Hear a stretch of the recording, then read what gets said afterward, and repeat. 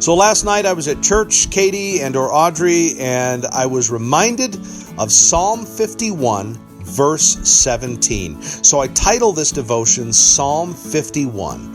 And if you read verse 17 of this psalm, it is unbelievably profound, because what you're really looking at here is justification by faith, but in the Old Testament. And I'll give you the context really quick for this. King David, of course, as you know, had committed adultery with Bathsheba.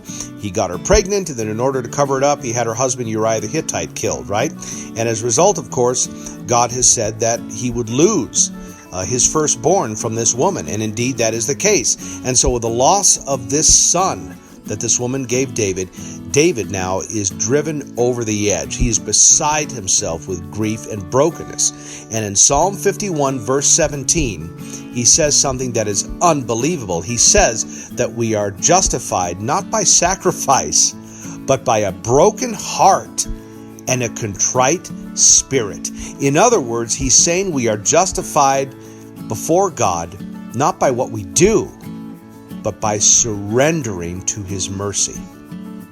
And I'll say this even clearer than that. This is Ephesians chapter 2, verses 8 and 9, not in the New Testament, but in the Old Testament. This is proof that we were never justified by what we did before the Lord, but by the attitude that we had before him.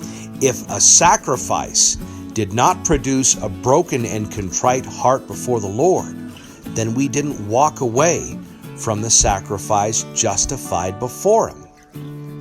In other words, if we didn't have the attitude where we were just crying out to God for his mercy, then we weren't made right before him. And is that not Ephesians 2, 8 and 9? What do those verses say? For it is by grace you have been saved through faith, and this is not of yourself, not by works, so that no man may boast. We are saved when we are driven to the mercy of Christ, when we are driven to his works rather than our own.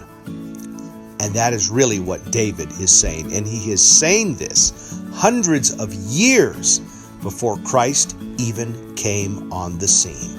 So there you go. Justification by faith. Ephesians 2, 8 and 9, but in the Old Testament. And of course, why shouldn't it be that way, right? It's the same God, and God does not change. God bless you.